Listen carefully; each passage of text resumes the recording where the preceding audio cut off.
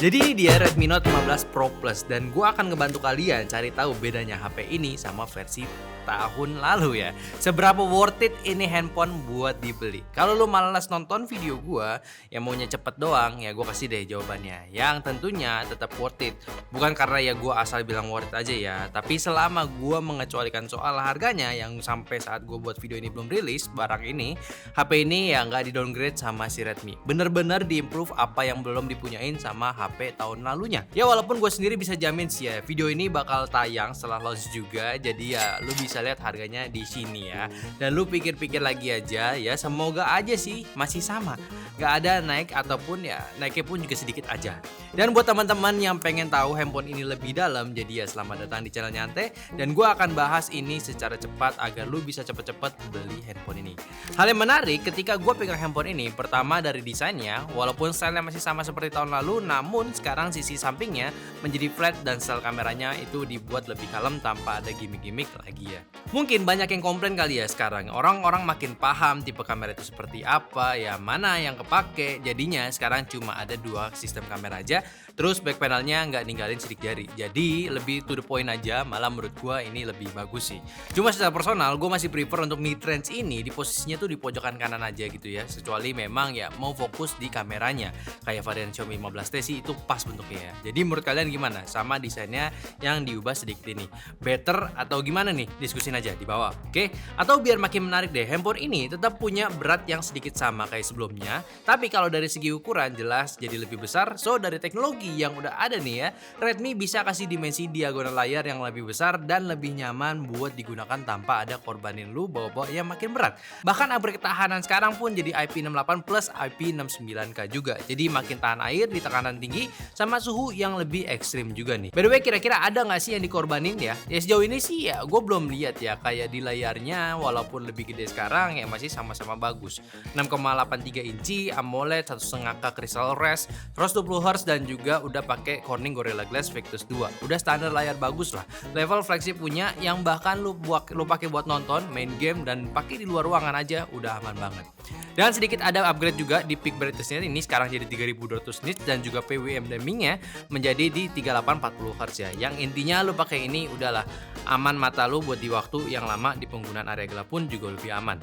Ya masih aman kan ya. Lalu untuk speaker stereo udah aman juga, sensornya lengkap juga, ada NFC, jaringan Wi-Fi 5G, NFC-nya, Bluetooth bahkan juga nggak ada masalah. Nah jadi kita bahas satu pertanyaan aja sih buat Redmi ini.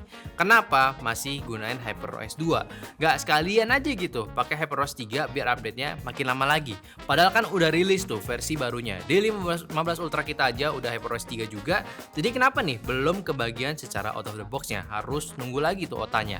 HyperOS 3 tuh sebenarnya menarik loh. Untuk interconnectivity-nya itu makin luas lagi penggunaannya. Dan tentunya ya pasti menyelesaikan kekurangan-kekurangan yang ada di HyperOS sebelumnya kan. Jadi ya paling buat teman-teman harus sabar dikit aja buat nunggu handphone ini biar kebagian update yang baru.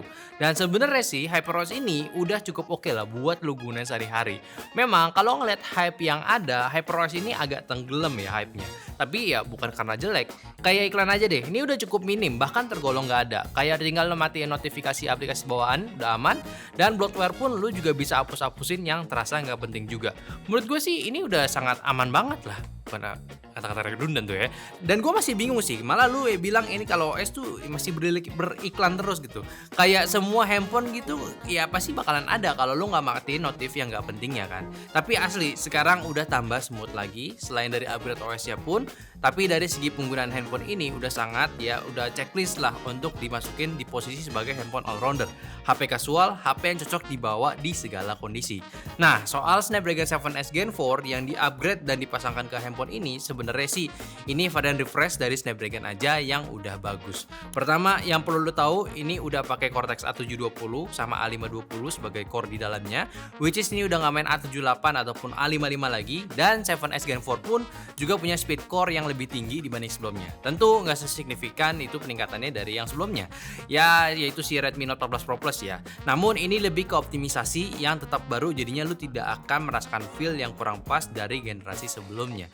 Jadi apakah ini bagus? Ya buat nunggu generasi barunya hadir, 7S Gen 4 cocok lah buat jadi sebuah mid-range value saat ini. Ditambah juga spek RAM dan storage-nya masih aman buat kalian pilih.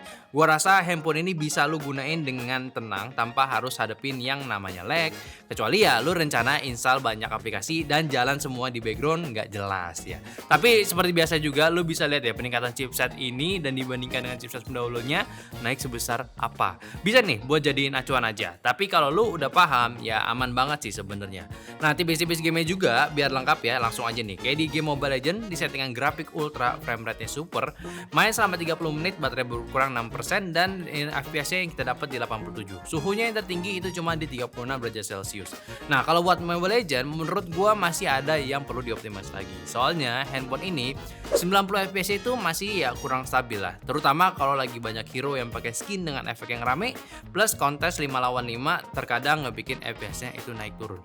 Tapi ya itu cuma di kondisi tertentu aja. Cuma kalau lu tipenya yang playstyle-nya barbar dan lincah ya memang ini handphone bakal sedikit ya sulit lah buat ngimbangin sama skill lu. Lanjut untuk di game Hauka di settingan grafik ultra frame rate max ya.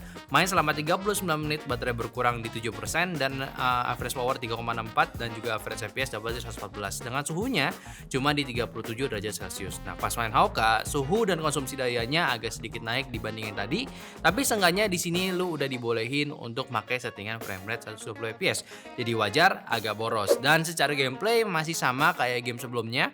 FPS sesekali kurang konsisten, kadang bahkan untuk ngarahin skill itu bisa rada delay, tapi menurut gua game Hauka ini masih sangat playable lah di handphone ini. Lalu game ketiga nih, PUBG Mobile di grafik smooth, frame rate ekstrim ya, main selama 30 menit, baterai berkurang 6% dengan average FPS di 59 dan suhunya juga sama di 35 derajat Celcius tingginya. Sebenarnya gue rada kecewa sih masih belum kebuka frame rate extreme plus alias di 90 fps-nya. Padahal gue berharap banget bakalan dapet di handphone ini, tapi kalau dilihat objektifnya emang handphone ini tetap enak lah buat main lama. Karena ya tadi suhu permukaannya nyantai banget dan pengambilan dayanya juga nggak begitu boros. Dan secara gameplay pun juga masih nyaman buat dimainin asal nggak terlalu kompe aja mainnya. Speakernya pun juga enak buat dengerin step musuh dan gyronya pun udah jelas aktif buat lu pakai.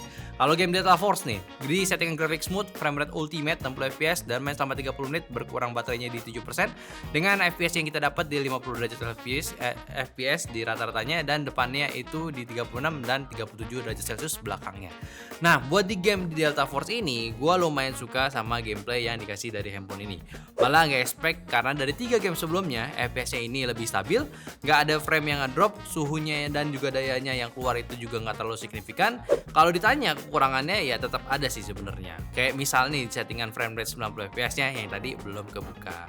Kalau game Team Impact ya di grafik high, frame rate 60 fps, main selama 30 menit, baterai berkurang 9% dan FPS-nya didapat itu di 40 dengan suhu tertingginya di 39 derajat Celcius. Dan jelas kalau lu set di 60 fps settingnya ini akan kerasa kurang stabil aja. Dan FPS-nya juga mentok palingan di 50-an dan kadang bisa turun ke 30. Buat normal udah mulai rada hangat di bagian sisi belakang tapi masih aman lah, nggak sampai yang mengganggu.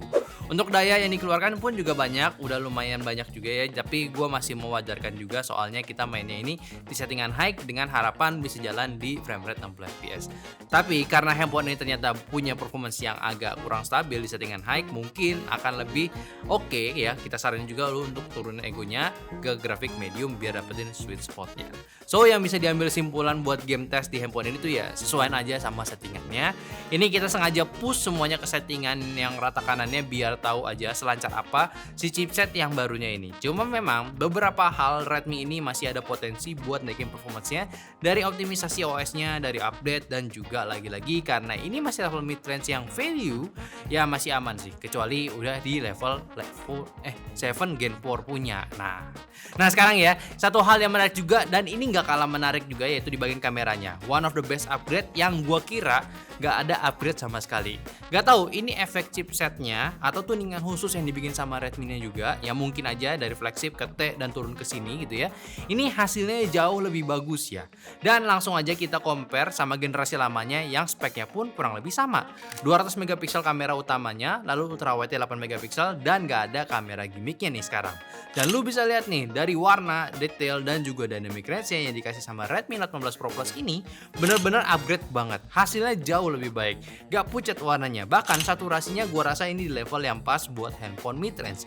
Bagus ya, apalagi kalau lu suka ngejar warna colorful, ini hasilnya juga udah paling terbaik. Terus juga kamera 200 megapikselnya ini bisa diproses kasih ekstra ketajaman detailnya. Jadi kalau lu mau foto dengan 2 kali in sensor zoom, hasilnya itu masih sangat-sangat aman, gak buram dan masih cukup jelas tulisannya yang diambil di jarak jauh. Cuma memang levelnya ini belum di level seperti lensa optikal ya, masih kerasa proses sharpeningnya aja. Tapi ini better untuk sebuah handphone tanpa optical lens. Nah kalau lensa ultrawide-nya juga bisa nyamain warna kayak lensa standarnya. So ya udah aman jika digunakan untuk foto-foto biasa ya secara bareng-bareng ataupun foto landscape. Namun lagi-lagi karena ini resolusinya kecil, masih di 8 megapiksel aja ya, ketika di area kurang cahaya, hasil yang dikasih itu ya masih kurang oke. Tapi lagi-lagi secara overall, walaupun gak ada foto telefoto ya, ini yang gue expect di awal sebenarnya, ya handphone ini ya masih tergolong oke lah. Nah kalau video, dia bisa rekam hingga 4K 60 fps dan hasilnya udah stabil, warnanya juga aman, dan memang sih kalau digunakan ini udah paling bagus lah. Tapi sayangnya untuk switching lens itu masih sama ya, masih belum bisa ketika lagi ngerekam, yang mana itu agak disayangkan menurut gue. Jadi ya gue bisa katakan Redmi Note 15 Pro Plus itu tuh versi penyempurnaan yang ada dari si Redmi Note 14 Pro Plus kemarin.